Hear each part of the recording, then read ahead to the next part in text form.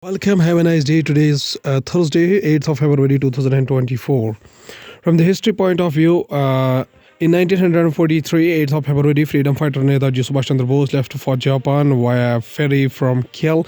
Germany, 1986, 8th February, prepared taxi service started for the first time at Delhi Airport. In 1994, 8th of February, cricketer Kapil Dev cracked Richard Hadley's world record for highest wickets in Test match with 432 wickets. So, starting the newspaper analysis with the newspaper, The Hindu states that India does not trust United States to lead play smart by staying close with Russia. Nikki Haley. Aspiring Republican presidential candidate Nikki Haley on February 7 said that India wants to be a partner with the United States, but as now they don't trust Americans to lead. In an interview, Ms. Haley said that as of now, India sees the United States as weak. Republicans president candidate Nikki Haley speaks to the supporters during a campaign stop at the Wild Goose Tavern in Costa Mesa on February 7, 2024. The Hindu newspaper also states that India-China bilateral trade hit a new record in 2023 and why. At Chinese New Year event, Chinese acting ambassador hopes for resumption of travel links. Ma Jia charge affairs AI of Chinese embassy in India. India and China reached record levels in 2023, said Chinese envoy to India, indicating that bilateral trade has surpassed 2022 figures despite a slowdown mid-year. Speaking in an event Delhi celebrating the Chinese New Year, the envoy charges affairs Ma Jia said that the growth in trade to United States $136.2 billion went along with the other areas of improvement in bilateral ties, pointing to the informal meeting between Prime Minister Narendra Modi and Chinese President Xi Jinping in August. The Hindu newspaper also states that opposition is creating a north-south divide. Prime Minister Modi, an entire state is speaking this language. Nothing can be worse than this. It is painful that such a language is emerging from a national party, says Modi, asking Congress to stop divisive politics. Prime Minister Narendra Modi speaks in the Rajya Sabha during the budget session of a parliament in New Delhi on February 7, 2024. The Prime Minister Narendra Modi on Wednesday urged the Congress and its government in Karnataka to stop creating a narrative to divide the country into two, north and south, saying it jeopardizes the country's future. The Hindu newspaper also states that no discrimination in tax sharing with State's Finance Minister Nirmala Sitharaman says Karnataka's charges about inadequate tax devolutions mischievous government has followed 15th Finance Commission's recommendations on tax sharing. Union Finance Minister Nirmala Sitharaman in Lok Sabha during the interim budget session of a parliament in New Delhi on February 7, 2024. Union Finance Minister Nirmala Sitharaman on Wednesday sought to dismiss allegations that the centre was not giving money to the states and termed the Karnataka government's charges about inadequate tax devolution and discrimination in sharing central taxes patently wrong and mischievous. Going towards the Indian Express newspaper also states that as Lok Sabha passes bill giving Jammu and Kashmir's groups ST status, Pir Panjal on guard, Omar Abdullah says stop from visit.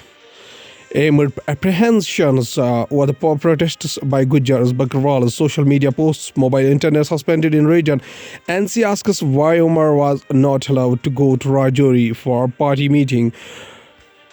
Paharis, Padari tribes, Koli and Gada Brahmanas in Jammu and Kashmir are to be classified as STs. As per the Constitution of Jammu and Kashmir, Scheduled Tribes Order Amendment Bill 2024 passed by the Lok Sabha on Tuesday. Indian Express also stated that Srinagar militant attack leaves Amritsar resident dead. Another critical. Police said the injured person is critical. The incident took place at Shala Kadal area of Srinagar's Old City. An Amritsar resident was killed and another injured as suspected militants fired on the two men in Srinagar on Wednesday evening. Area has been cordoned off. Indian Express also states that picking election commissioners, this is the first time a consultative process to appoint an election commissioner is being used. It was put in place after a Supreme Court verdict and a new law. Here's what the change is and what prompted it. Election Commissioner Anup Chandra Pandey is set to retire on February 14, and his successor will be picked through a consultative process being adopted for the first time. The selection will be made by a committee comprising the Prime Minister and the Modi Lok Sabha leader of the opposition, Adhir Ranjan Chaudhary, and a union minister. Indian Express also states that Uttarakhand Uniform Civil Code Bill, what changes in marriage, divorce, guardianship and adoption. There are some positive aspects in the bill, but also several missed opportunities on guardianship. The mother continues to be discriminated against, and interfaith and intercaste couples could become more vulnerable in some ways. The Uttarakhand Uniform Civil Code Bill 2024 proposes some significant changes on the marriage, adoption, and related aspects. Here's how the existing position changes. Uttarakhand Chief Minister Pushkar Singh Dhami speaks during a special session of the State Assembly in Uttarakhand in Dehradun on Wednesday, February 7, 2024. Sometimes also states that Prime Minister lays a roadmap for third term on House floor. Modi in the Rajya Sabha. New Delhi Prime Minister Narendra Modi on Wednesday outlined his vision for a potential third term and said it will strengthen the foundation for developing India. As he launched a scorching attack on the Congress over its handling of the economy, internal security and social justice just months ahead of the general elections. He sometimes also states that government looks to make it mandatory for judges to declare assets. Center has also sought social status data of all serving judges pertaining to their class category to access social diversity in judiciary. The Central is working on proposal to make it mandatory for all judges of the Supreme Court and High Court to declare their assets annually, and has sought social status data of all serving judges pertaining to their class category to assess social diversity in the judiciary. And sometimes also states that strong winds keep air quality index at a moderate in Delhi, minimum at 6.9 degrees Celsius. Strong and gusty winds coursing through the city on Wednesday kept bad air at the bay for the third consecutive day, with the 24-hour average air quality index settling at 175 moderate at 4 p.m. according to the Central Pollution Control Board (CPCB) National Bulletin. Wednesday air quality index was marginal rise from Tuesday 141, but better than 180 on Monday. This 3-day streak of moderate pollution levels is Delhi's best air spell since October last year, when the air was also moderate for 4 straight days. The relief from the noxious air has come after a gap of over 100 days in the capital, when it was 121 moderate on October 19, 2023.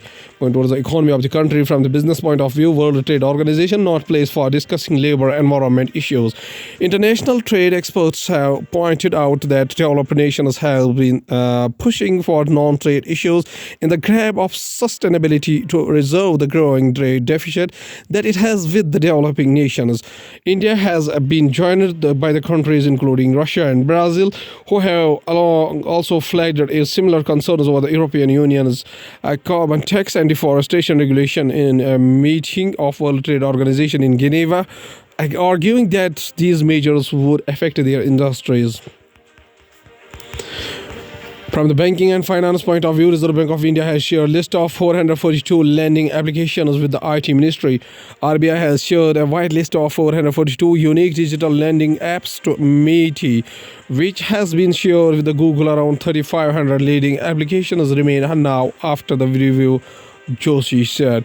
On January 31st, the Reserve Bank of India barred Paytm payment banks from accepting deposits for top-ups in any customer account, prepaid instruments, wallets, FASTags, and NCMC card after February 29, 2024, in the wake of the persistent non-compliances and material supervisory concerns. Indian Express also states that from the business point of view, India to eclipse China by 2027 as the biggest driver of global oil demand growth, says IEA. India's total oil demand, as per the IEA's report projections, will stand at 6.64 million BPD in 2030 against 5.48 million BPD in 2023. The demand projections seemingly include domestic demand as well as the fuel exports, as the country's domestic oil consumption currently is under 5 million BPD as per the government data. India is expected to be the largest driver of global oil demand growth between 2023 and 2030 as per the International Energy Agency. Stock markets today, Sensex Nifty erases all gains to end is in mixed territory. Share markets today, Building Stock Exchange Sensex closed 0.05 points or 34.09 points lower at 71,152, while Nifty 50 ended day's trade at 1.10 points or 0.01% higher at 21,930.50. Share market today, Sensex Nifty erases all gains to trade in red. Going towards the world news, including India American student at Purdue died by suicide, authorities. Former child president Pinera died following helicopter crash. Loss-making national airline PIA privatized by caretaker government ahead of elections. King Charles III's cancer diagnosis lays a peer pressure at Buckingham Palace. Montreal man charged for threatening to kill Canada Prime Minister Trudeau. Prince William returns to work after the cat's surgery and King Charles' cancer. Going towards science and technologies, European Union presents ambitious plan to cut 90% emission by 2040. The European Commission published a detailed impact assessment that set a goal of 90% reduction in net greenhouse gas emission by 2024. The European Commission on Wednesday published an impact assessment recommending that the European Union cut 90% of its net greenhouse gas emissions by 2040 compared to 1990 levels. European Union flags fly outside the European Commissioner headquarters in Brussels, Belgium on March 1st, 2023. The European Union Commission on Wednesday published an impact assessment recommending that the European Union cut 90% of its net greenhouse gas emissions by 2040 compared to 1990 levels. The new target is part of the European Union's push to become the first continent to be carbon neutral by 2050. Also, the target is for net greenhouse gas emissions, which will subtract the amount that the Union removes from the air using the methods like carbon capture. To achieve the ambitious 90% mark, the European Union will have to reduce emissions by at least 55% by 2030. The European climate law came into effect in July 21, and it sets in stone the European Union's commitment to reach the carbon neutrality by 2050, and also sets the intermediate target of 55% restriction by 2030 compared to 1990 levels. Since then, the European Union has also adopted the legislative package called Fit for 55, which it claims will allow it to hit that 55% mark. Watch video powerful solar flare from sunspot that disrupted radio signals. Watch the video of the sun releasing a powerful solar flare from an active unstable sunspot.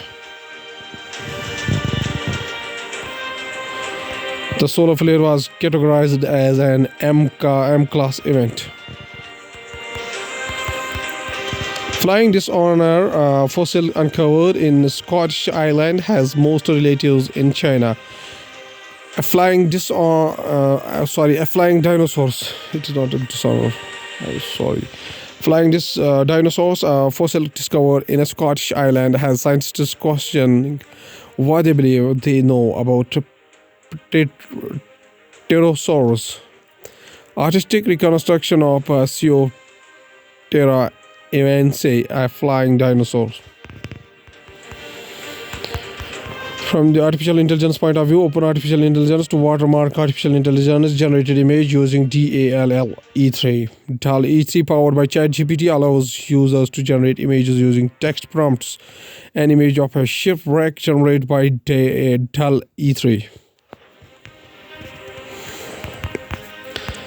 At last, there's a famous quotation by Subhash Chandra Bose, whose birth anniversary is 23 January 1897 up to 18 August 1945, was an Indian nationalist whose defense of British authority in India made him a hero among the Indians. But his wartime alliance with the Nazi Germany and Imperial Japan left a legacy vexed by authoritarianism and anti-Semitism and a military failure. The honorific Netaji, Bengali respected leader, was first applied to Bose in Germany in early 1942 by the Indian soldiers of the Indische Legion and by the German and Indian officials in the Special Bureau of India in Berlin. It is now used throughout the India. Netaji Subhash Chandra Bose says a famous quotation as he says that life loses half its interest if there is no struggle, if there are no risks to be taken. He also says a true soldier needs both military and spiritual training. Okay, thank you.